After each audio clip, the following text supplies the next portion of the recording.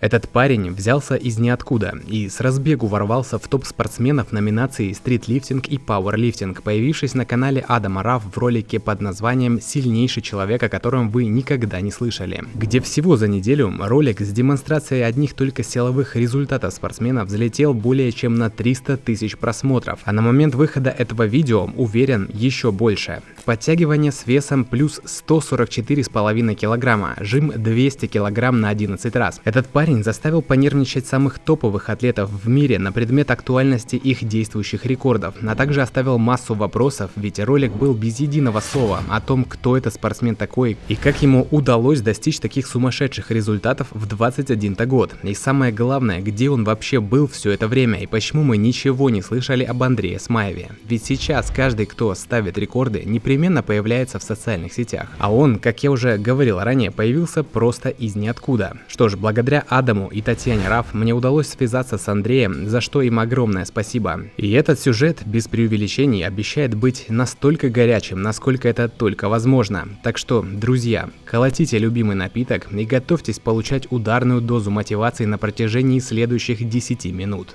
Поехали!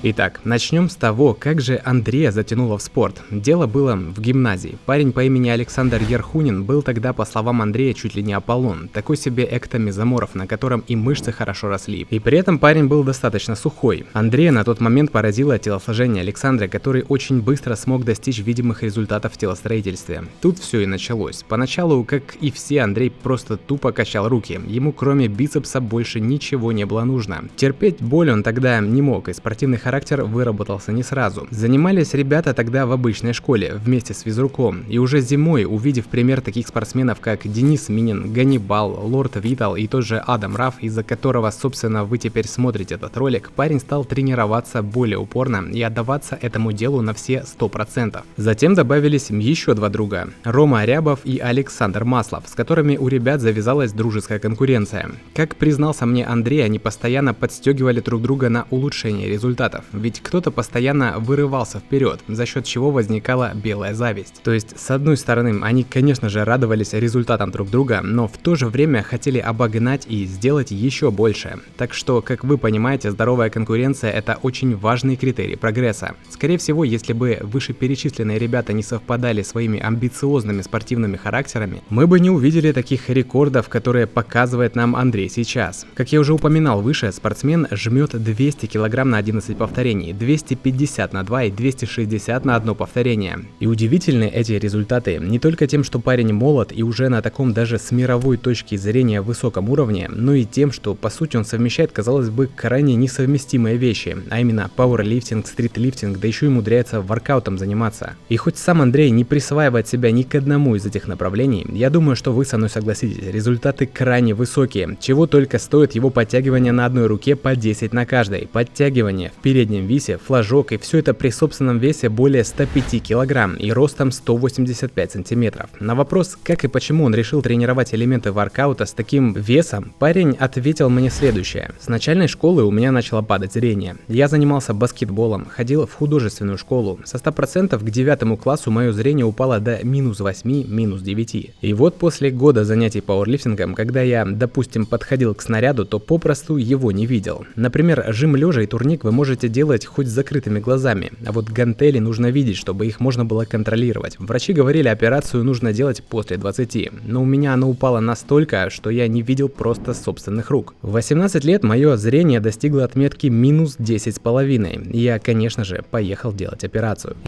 Друзья, просто для того, чтобы вы понимали, сейчас я нахожусь от вас на расстоянии примерно 1,5 метров. Вы видите меня как здоровый человек, но сейчас вы видите меня уже примерно как моя жена, у которой -2,5. А сейчас как Андрей Смаев, у которого на момент операции было -8,5. Как вы понимаете, при таких проблемах со зрением заниматься пауэрлифтингом достаточно опасное занятие. Но вернемся к диалогу Андрея.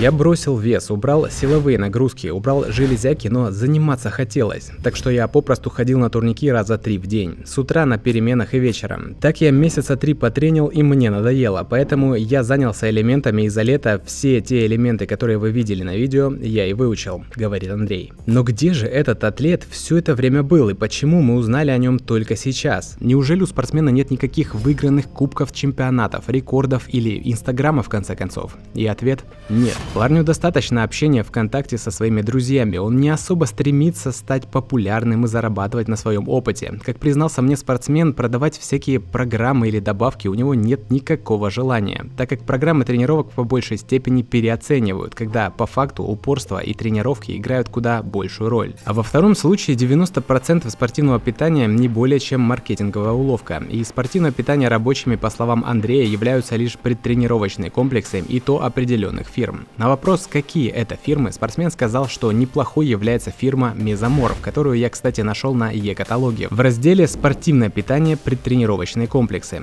Главное, уточните, чтобы в составе была герань. Такой комплекс хорошо подходит для взрывной тренировки. Ну а если же мы говорим о пампе, то это все комплексы, в которых используются такие вещества, как цитрулин, малат и аргинин. Собственно говоря, вы можете и сами открыть список фирм и прочитать составы. Эти добавки реально помогают при тяжелых тренировках, но злоупотреблять ими не стоит, дабы окончательно не ушатать свою центральную нервную систему. И помимо предтренов, Андрей также отметил и аргинин для пампа, который реально заметно улучшает кровообращение. Все остальное, вроде протеинов, креатинов и прочего, по словам Андрея, сильно переоцененные добавки, особенно для непрофессиональных атлетов, поэтому ссылки на эти добавки я оставлю в описании для того, чтобы вы не искали. Опять же, это не является какой-то рекомендацией или призывом к действию. Спортсмен лишь поделился тем опытом, который у него есть, и теми результатами, которые он лично получал от применения тех или иных добавок. Что касается результата спортсмена, то это скорее сочетание фанатизма, генетики, упорства и фокуса. Ведь, как вы можете заметить, Андрей не отвлекался на сторисы в инстаграме и вместо этого фокусировался лишь на тяжелой работе. Однако, правды ради отмечу, что все рекорды, о которых шла речь, достигались в разные промежутки времени. То есть, по факту, Андрей не совмещает эти три направления и абсолютно разделяет мнение о том, что для достижения максимального результата в чем-то нужно уметь ставить фокус. Однако в случае с героем сегодняшнего сюжета все-таки не только упорство сыграло важную роль, но и генетическая предрасположенность к некоторым движениям. Помните ту тягу в 300 кг на 4 повторения из видео Адама? Так вот, этот результат дался парню всего за 4 тренировки.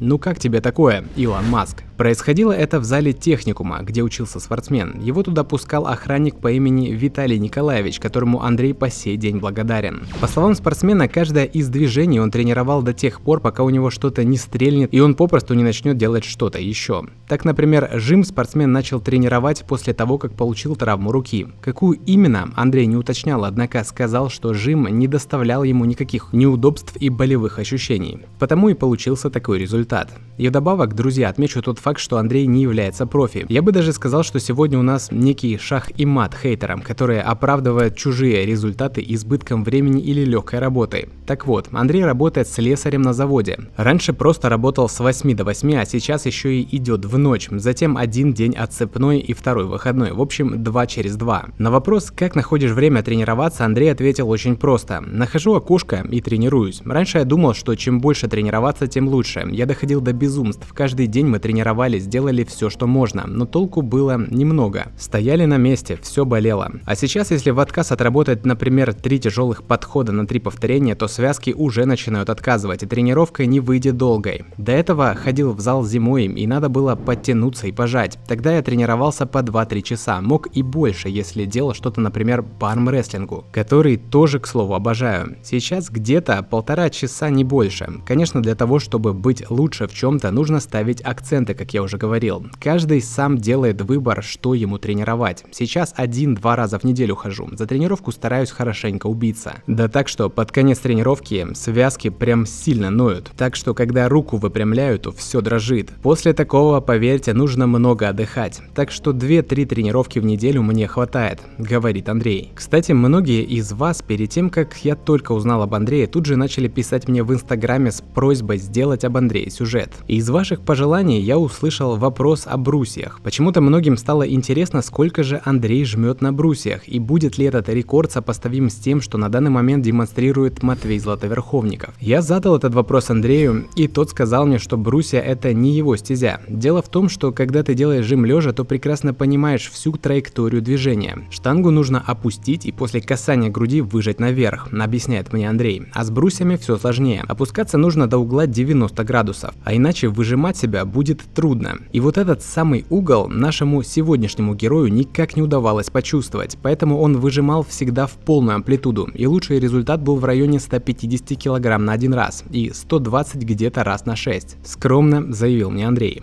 Но как вы понимаете, такой вес в полную амплитуду, причем, как я понимаю, без особой специализации и фокуса на этом движении, это тот еще результат. Конечно, во всем этом свою роль сыграл и чудовищный жим спортсмена, но тем не менее, куда ни кинься, результаты этого парня просто поражают воображение. Ко всему прочему, я не могу не отметить и личностных качеств этого парня. Знаете, мы с Адамом около часа общались на тему того, что Андрею все это видео особо-то и не нужно, и сам он не считает свои достижения какими-то выдающимися. По факту и я, и Адам чуть ли не силком заставили этого парня рассказать о себе, ведь его результаты как минимум будут примером и мотивацией как для тех, кто только начинает, так и для ребят, которые уже находятся в топе. Вообще, на мой взгляд, главная мораль этого видео состоит в том, что каким бы сильным атлетом или спортсменом ты ни был, всегда есть кто-то, кто сильнее тебя, и на любой рекорд найдется еще более выдающийся спортсмен, который этот самый рекорд готов снять. Друзья, ну а если вы хотите узнать больше об Андрее Смаеве, специально для вас в текстовом формате я подготовил интервью. То интервью, которое непосредственно позволило мне сделать этот сюжет. Там гораздо больше деталей, которые просто не влезли в мой основной вот этот вот видеосюжет, поэтому если вам это интересно, то переходите по ссылке в описании, там я оставлю ссылку на скачивание, сможете ознакомиться с таким спортсменом, как Андрей Смаев, более детально. Там на самом деле есть что почитать. Также хочу еще раз выразить огромную благодарность Адаму и Татьяне Раф за то, что помогли мне стать первым, кто рассказал об этом спортсмене. И я считаю, что о таких людях должны знать больше, так как спортсмен, помимо того, что добрый, так еще и с огромными силовыми рекордами. Ну, честно говоря, в моей карьере как видеоблогера такой человек попадается мне впервые, поэтому, друзья, поддержите это видео лайками. Ну а также подписывайтесь на канал, ставьте колокол и включайте все уведомления. Таким образом мы точно увидимся с вами снова, друзья. Ну а я, пожалуй, побегу домой, начинается дождь. Всем пока!